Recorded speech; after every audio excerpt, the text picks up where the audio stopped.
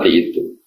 Sekarang tren, apa boleh uang zakat diberikan masjid? Kalau jawab, menurut Imam Qofal sabilillah itu artinya bisa masjid, bisa ya bisa masjid. Tapi masjid saya ini lucu. Nak masjid digo sujud atau gon sesuci, misalnya alat-alat mandi lah, pokoknya sing digo sesuci ini cara kalau gak masalah. Kadang masjid itu ning desa sing Jumatan arang-arang menarane wae ngentekno dhuwit 200 juta. Pak Gerin tak 200 juta. Lho kamar mandi sing kira-kira tak 50 juta iku cek nganggo sandal. Tutupe keran kadang cocok. Kalau menurut saya masjid itu satu paket dengan tohara, muga syarat saya sholat itu nak sucine sah. Mulane ning gone masjid itu Allah nyifati fihi rijalu yuhibbuna ayyatatoh. Masjid yang baik itu siapa? Masjid yang di dalamnya itu banyak orang-orang sing sesuci. Saya ini paket sesuci itu melibatkan air. Kalau airnya baik, alat sesuci baik, berarti masjid itu baik.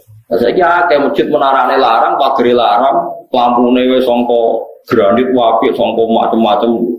Tapi alat sesuci nih, itu ora oleh. Jadi nggak bisa masjid sekarang sudah selera kayak pagar, kayak batu granit, sing timpo keramik macam-macam.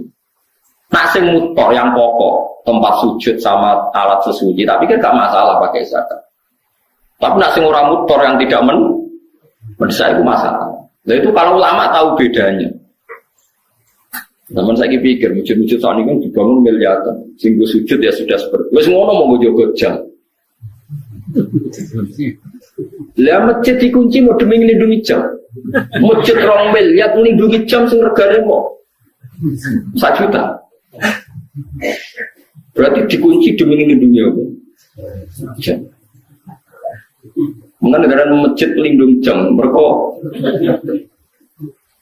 ya masjid buka wae, paling gak nonggon sholat. Dan cara kalau haram masjid dikunci, sing sampai uang raiso sholat. Piye-piye wukifah di sholat, masjid itu diwakafkan untuk. Jadi kalau ruang dalam itu dikunci, tetap gerbang harus dibuka supaya dengan orang sholat itu bisa. Neng terase atau pokoknya minimal ada kamar mandi 1 yang dibuka. Karena masjid itu diwakafkan untuk. Kecuali sudah kasus real banyak preman, banyak lonte misalnya tidur di situ, beraktivitas maksiat di situ. Kalau real, sarannya bukan tuhmah, real itu baru boleh. Kalau nanti ngalami ada orang lapor bahwa masjid yang di perjalanan karena sepi dipakai pataran macam. Kalau real, sarannya tidak tuhmah itu boleh. Tapi kalau dah tidak boleh wakaf wong tiga sholat. Barang ngomong, lo balik lu ngomong mandek wis sholat, boleh kunci nangkep. Boleh balik. Iki panitia nih, bisa ngaji tau ora? Sing wakaf yo sakit kan? Karena sing tepan sing ape salat wali tau lama gede kan rugi tenan. Guys di salat ulama gara-gara kok dikunci. Takok ya rasane nek dibuka niku Gus, jame nyicak. Oh, dados masjid teng mriki digawe kangge nglindungi jam iki. Ya dikunci demi nglindungi. Jam ben kan mana? Nah, cara kula setengah-tengah ngoten nggih. Ya oke lah yang di tengah itu kunci tidak apa-apa, tapi tetap teras-terasnya bisa dipakai nomor sholat. Piye itu diwakafkan untuk nomor sholat. Memang banyak kasus ya, misalnya orang nakal di situ, untuk daerah Pulau Mon kata pengurus masjid cerita Pulau. Kata Gusti yang badhe ngising kebelet teng omah. Niku mara masjid badhe ngising. Karena ini WC-ne bukaan. Ning omah ra duwe napa? WC. Bar ngising ya mulai. Bar sik kula nggih nate disomasi. Kulon pengurus masjid yo gak jadi. Saat aku lha sing ngono iku pira sak desa? Sekawan, Gus. Lah sing mara masjid tapi salat 80. Lah yo 80 kok kalah mbek wong 4. Perkarane walian bareng dikunci walian sing ape jamaah. Kudu bisa mlayu mulai perkarane masjid dikunci. Lho kalau kiai tenan jadi sering wonten yang lapor macam-macam. Ya saya dengar betul. Syarat kiai harus mau mendengar. Bodoh-bodoh nyata. Terus boleh jadi panitia milihnya. Ya milih dibuka yang 80 kok. Jadi parah-parah. Nah kalau seperti itu harus kita mikir maslahat dan madharat. Ya maslahat dan madharat. Di global ini malah jika bangun dengan uang zakat dan nggak ada pilihan zakat itu kalau bisa memang jangan dikasihkan masjid karena pendapat sabilillah khair itu minoritas sekali dalam fikih. Tapi kalau masjid itu dengan makna tempat sujud atau tempat sesuci yang mendesak untuk kepentingan sholat, kulolah longgar. Ya, yang saya ulang lagi, yang mendesak untuk kepentingan, nah, pagar, menara, keramik-keramik mewah itu tidak terkait dengan mendesaknya sebuah masjid. Ini kalau suwon sing ngaji kulo, misalnya bangun masjid nomor 1 alat sesuci itu kudu ideal. Idealnya gini loh, bayangno sing ra roh sesuci lah jadi suci. Kayak ulama-ulama dulu tuh, orang kalau mau ke masjid pasti ngelangkai air yang lebih dari 2 kolam. Paribasane cacilik sing ra roh najis wae gelem ra gelem sikile ijik kok ngliwati. Ya, kalau sekarang itu udah usum ya, karena orang sekarang kayak kesehatan udah steril ya sono krane. Musong saiki ya enggak era karuan. Ono steril macam-macam. Kok mari kuman kok. Tapi itu penting. Piye-piye sifatnya masjid itu fihi rijali yuhibbuna apa? Ayat atau haru masjid yang baik itu diisi oleh para penghuni yang senang apa? Sesuci. Tentu sesuci itu alat utamanya apa? Air. Jadi ini kalau fatwa tenang. Kalau seperti itu enggak apa-apa. Tapi sekarang masjid kan gagah-gagah. Wah gere, wah mewah-mewah, tulisannya gawedi, di lampu mewah, tapi rano sing isen gagah era karuan. Nah itu yang maksud itu yang kata Nabi alamat kiamat itu sebenarnya umatku naik berlomba-lomba bangun apa? Tapi kalau bangun yang tempat sujudnya, tempat toharohnya itu bagus. Ya mereka fihi rijalul yuhibbuna apa? Ayat atau bukan kalau terus bangun. Wasa'alu lan takok sapa kafir Mekah ing Nabi an waqtis kiamis saati saking wektu kapan terjadi kiamat.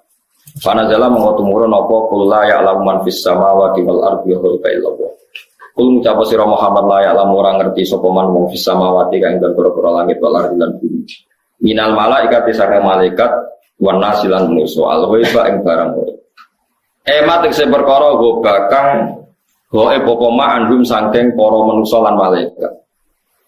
Illallah kecuali Allah. Lakinillahu tetapi nek Allah ya alamu ngerti sapa wa taala ing barang kaya. Wa ma yasuruna lan ora bakal ngerti sapa wong akeh kufar Makkah tetesi kafir Makkah kalau irihin. Kaya liyane kafir Makkah ayana iku kapan diterjadekno iku kabeh waktu iku pasti. Tegese kapan iku ditangekno sapa wong akeh.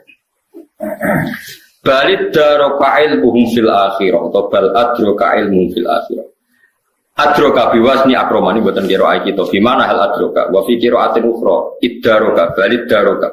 Bitasdidid dal kados kira kita balid daroka ilmu wa asluhu ti asli iddaroka kita daroka tidak digendi apa tahu tak jalan ing dal.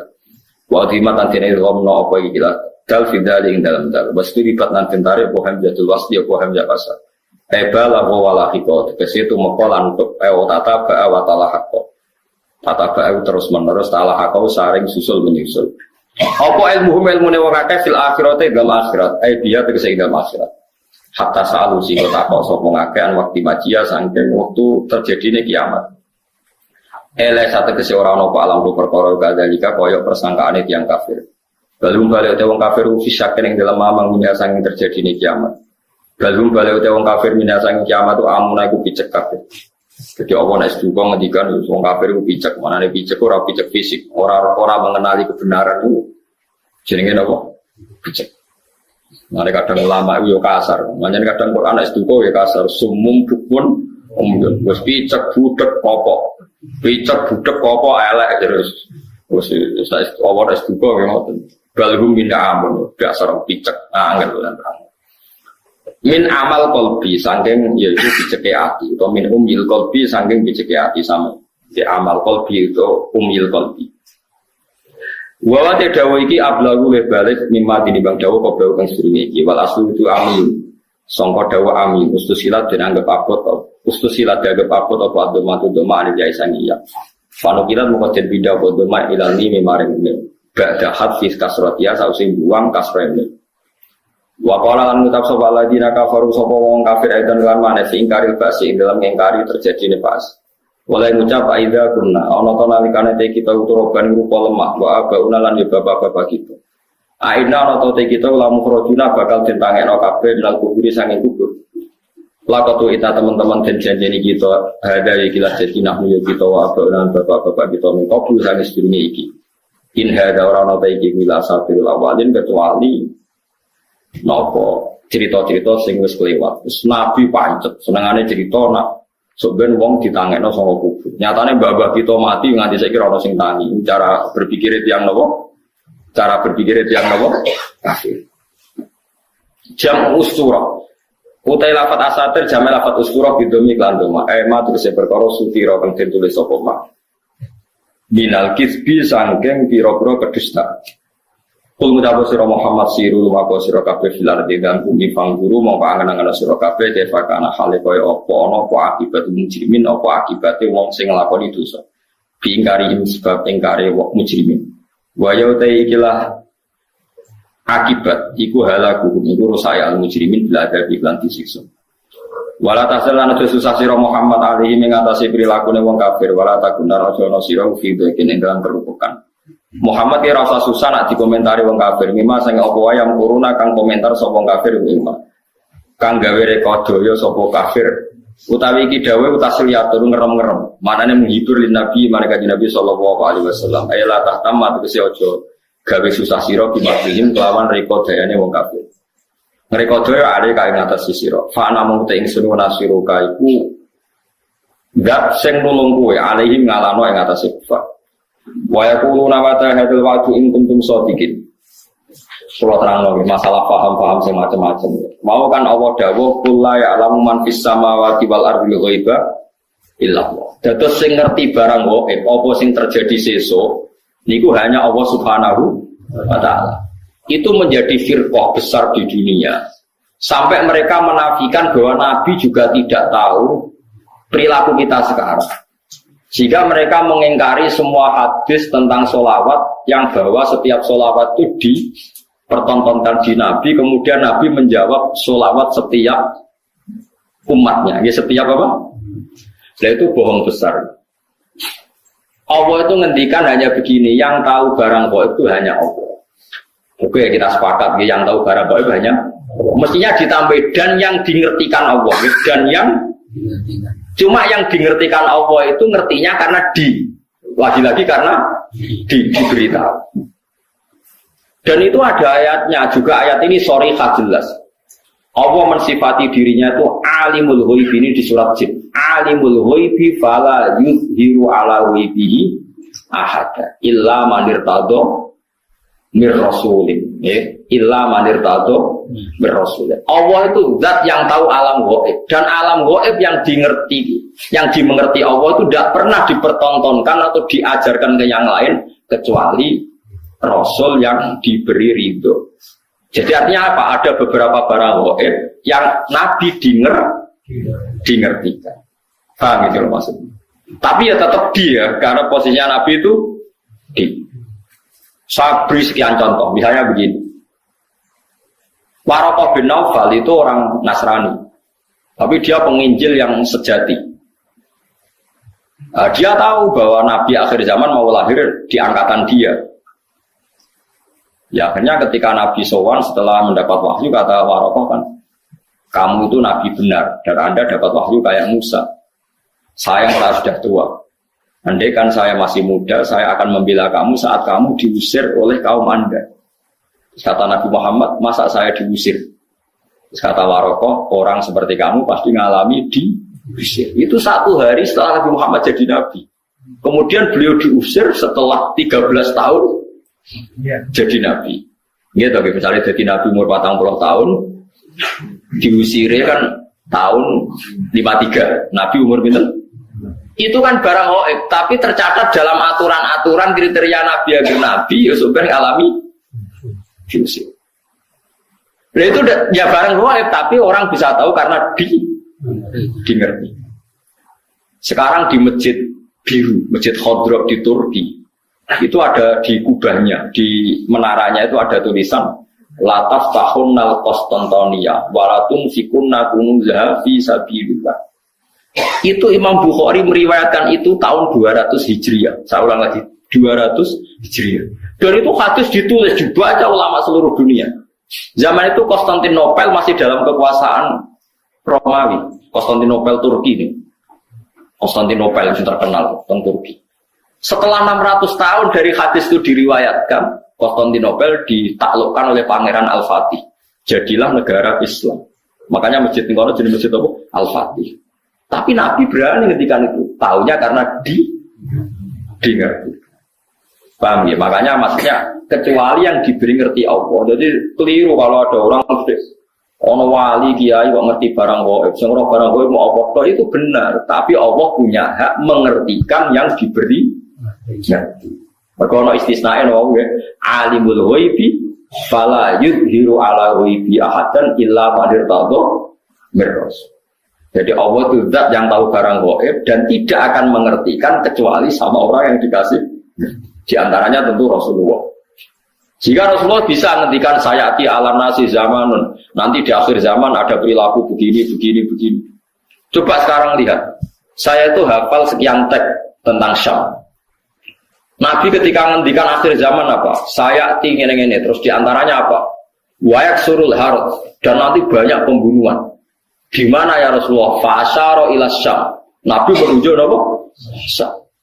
Orang tahu semua, sekarang pembantaian terbanyak di Syria. Syria itu Syam. Israel, Palestina juga. Zaman itu Nabi ngintikan bertanya, wawal harus, kasratul harus, di mana ya Rasulullah? Pasar, Syam. Itu diriwayatkan Imam Bukhari tahun berapa? Tahun 200 Hijriah. Sekarang kejadiannya sekian ratus tahun setelah dawuh Nabi. Itu ya barang gaib, Nabi perso. Itu makanya istilahnya, yang tahu barang gaib siapa? Hanya Allah. Tapi kamu jangan berhenti di situ. Hanya Allah dan yang dimengerti. Paham ya? Jadi sama terus jangan menolak. Quran ini jelas yang roh barang gaib apa? Nabi lah roh. Wah, ya kebablasan sampai. Lah Nabi roh barang gaib roh swarga neraka ora ketok. Sesuai bantah Nabi pisan. Nah, surga itu gini-gini. Kok tahu ya Rasulullah kan barang gaib? Yang tahu kan hanya Allah. Ya gendeng bareng ya sebenarnya. Karena pentingnya ngaji seperti itu. Ya, jadi illa manir tato berrasul. Kecuali orang yang diberi ridha Allah termasuk. Tidak hanya Rasul itu tadi atau yang diberi ngerti Allah kayak tadi Waraqah bin Naufal, Salman Al-Farisi. Salman Al-Farisi itu orangnya terpelajar. Dia orang Nasrani itu kan, putrane pendeta, pinter era karuan. Umurnya 120 tahun. Dia itu ngaji ke pendeta beberapa kali. Setiap ngaji diomongi, wis ora usah ngaji mbek aku, ngaji mbek sumbere wis sapa nabi akhir zaman. Sampai 4 pendeta, lala pendetane bener. Titenane adekne nabi ku piye? Ya nabi ku ya lucu, alamatnya ku lucu. Di beliau itu layak balu sedekah tapi ya balu hadiah. Tidak nerima sedekah tapi nerima hadiah. Padahal barangnya sama. Sampai Salman Al-Farisi itu menjadi buruh di Medina. Padahal dia orang Persia, orang Iran. Pas jadi buruh dapat upah, diberikan sesuatu itu, datang ke Rasulullah. Zaman itu dia belum Muslim. Ya Rasulullah, saya ini orang asing, ingin memberi sedekah sama engkau. Jawab Nabi, saya tidak nerima sedekah. Terus nyuruh sahabat, cung-cungi pangan, aku orang lemangan sedekah. Salman Al-Farisi bilang, hadhihi wahidah, ini satu alamat.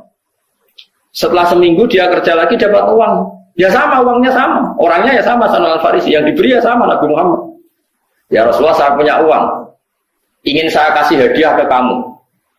Nabi diterima. Iya, saya nerima hadiah. Diterima. Padahal barangnya ya bodoh. Hanya dibahasakan sedekah sama hadiah. Itu menunjukkan bahwa dalam nubuwah itu ada sandi. Sama-sama, posisinya dikasih, tapi dibahasakan sedekah Nabi menolak. Dibahasakan sedekah hadiah. Nabi menolak. Itu ya barang gaib. Salman tahu itu jauh sebelum kenal Nabi, tapi dia tahu bahwa di antara definisi Nabi atau alamat Nabi seperti itu. Dan nanti ditemukan ya persis seperti sifat yang dikenali lewat kitab-kitab rujukannya. Nah itu boleh karena dimengertikan. Karena apa? Dimengertikan. Banyaklah cerita-cerita sahabat yang alim, masyhur itu di kitab-kitab hadis masyhur. Sayyidina Umar itu ketika di Medina pasukannya terdesak di Irak. Irak Medina itu penerbangan 2 jam. Penerbangan 2 jam seubahnya jauh. Di pasukannya terdesak, Umar dari Medina bisa memimpin pasukan yang di Irak. Semua pasukannya dengar suara Umar. Beliau pas khutbah, ya Sariyah Al-Jabal, ya Sariyah Al-Jabal, pasukanku kamu harus berlindung di atas gunung. Pertama pasukannya sudah santai-santai di ruang terbuka. Di sana kan gurun pasir ya, kalau ruang terbuka itu bahaya sekali. Semua pasukan dengar suara Umar. Akhirnya mereka sembunyi di atas gunung. Nah itu ya barang itu jarak Medina. Sampean kene kita bawa cara ros terahum. Iku Medina iso delok pasukan ten. Ngerti musuhe liwat kene, pasukane ning kene kalau enggak dingertikan, diperingatkan bahaya. Paket sing ngrungokno khutbah. Umar piye karepe tengah-tengah khutbah.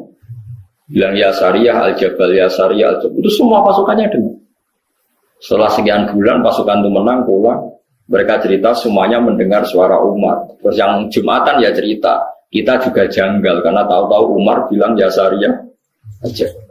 Karena ya Umar bisa gitu tapi karena dingertikan, dikasih keramat seperti itu. Ya banyaklah cerita-cerita. Mbak Sayyidina Ali itu masyhur.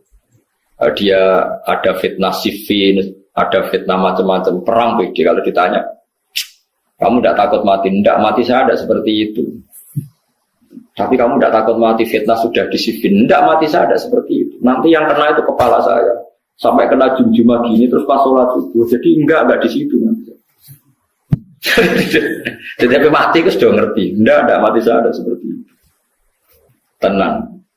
Ketika beliau sudah saatnya ajal meninggal, mau sholat subuh, malamnya sudah bisa tidur. Semua sifat-sifat malam yang diceritakan Nabi, ya ini kayaknya malam ini. Beliau aja nih rasional, gak ngimami subuh, gitu masalah. Blebu, metu. Tapi kok harus ngimami subuh, karena ya seperti itu. Gitu.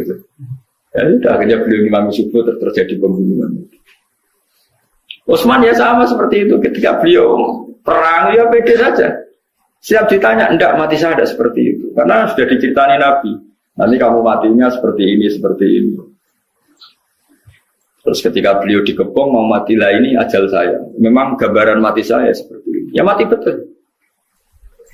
Nah sampai Islam asli, ngerti barang goib tenan asli. Itu asli orisinil mas. Ya sesuai fitrah. Memang fitrah manusia itu tidak ngerti barang. Jadi masih orisinil teman-teman, bener-bener nggak ngerti, jadi bagus lah itu masih orisinil, jadi masih itu. Tapi kamu nggak usah menafikan yang ngerti, yaitu tadi ya, alimul ghaibi, fala yudhiru ala ghaibi ahadan illa man irtado mir rasul. Allah itu zat yang tahu barang gaib, dan barang gaibnya itu tidak akan dimengertikan kepada siapapun kecuali pada yang dipilih Allah, tentu termasuk Rasulullah.